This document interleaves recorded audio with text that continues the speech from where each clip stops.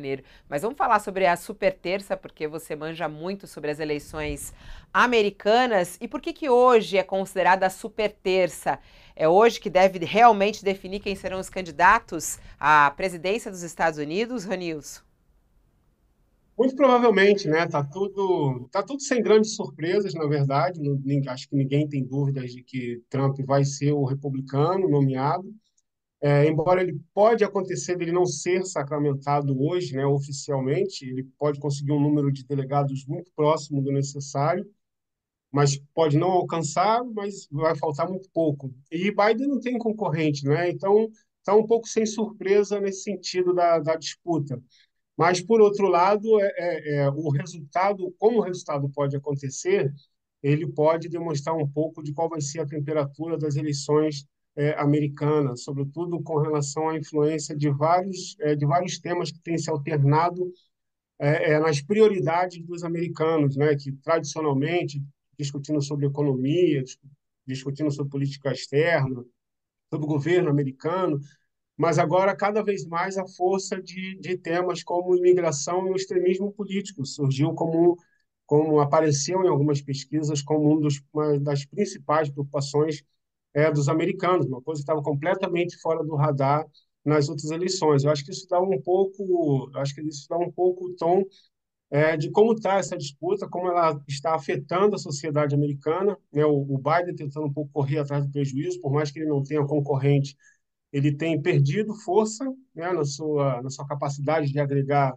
eleitores e convencer os eleitores democratas, de recuperar eleitores que foram fundamentais para ele ter essa vitória sobre Donald Trump. E Donald Trump nadando de braçada, né, mostrando cada vitória é pensar um pouco por quanto ele vence. E acho que por quanto ele vence vai dizendo um pouco a cara que grande parte da sociedade americana tá querendo ter e que rumos escolher numa próxima gestão americana.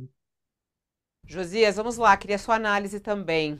O que significa essa super terça para a eleição americana? E realmente a disputa deverá ficar entre Trump e Joe Biden?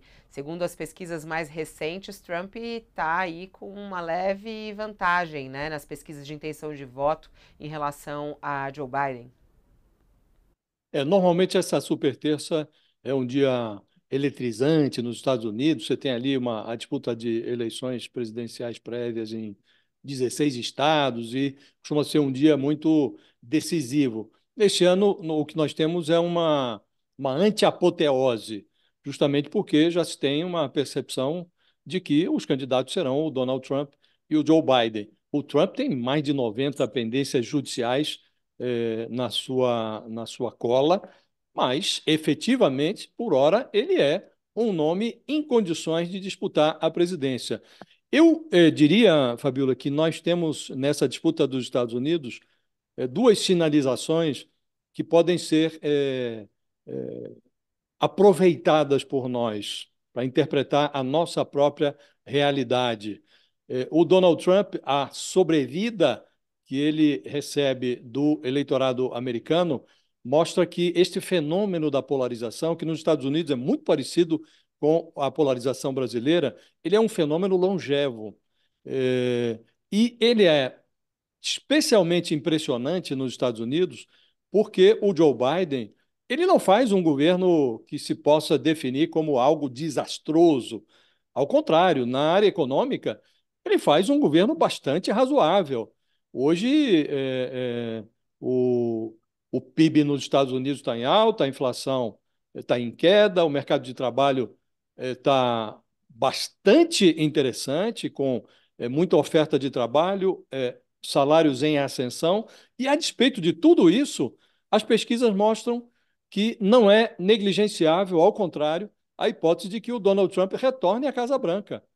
Então, aquela máxima segundo a qual o que importava numa eleição era a economia, ela vai perdendo o seu prazo de validade. E também no Brasil é impressionante a sobrevida que um pedaço do eleitorado dá ao Bolsonaro. O Bolsonaro acaba de encher 7 quadras da Avenida Paulista. O que há de diferente em relação ao Brasil e aos Estados Unidos é que, no nosso caso, como aqui existe uma justiça eleitoral, e nos Estados Unidos não há TSE nos Estados Unidos, aqui o Bolsonaro já foi inabilitado, ele já é um personagem inelegível. Mas o bolsonarismo percorre a conjuntura à procura de encrenca, ora nas redes sociais, ora nas ruas. Então, o Bolsonaro está inelegível, mas o bolsonarismo ainda pulsa. Então, é muito provável que também, no caso brasileiro, daqui a 3 anos, quando chegarmos a 2026, teremos esse cenário polarizado, como ocorre nos Estados Unidos. E o Lula devia prestar atenção ao que se passa nos Estados Unidos, porque a entrega de bons resultados econômicos pode não ser suficiente para evitar um novo surto de arcaísmo. É como diz o Ronil, estava mencionando, lá nos Estados Unidos, há temas que antes não eram tão proeminentes, que agora estão dominando a cena: a imigração, o extremismo político. Há valores religiosos também lá nos Estados Unidos, a religião conta muito.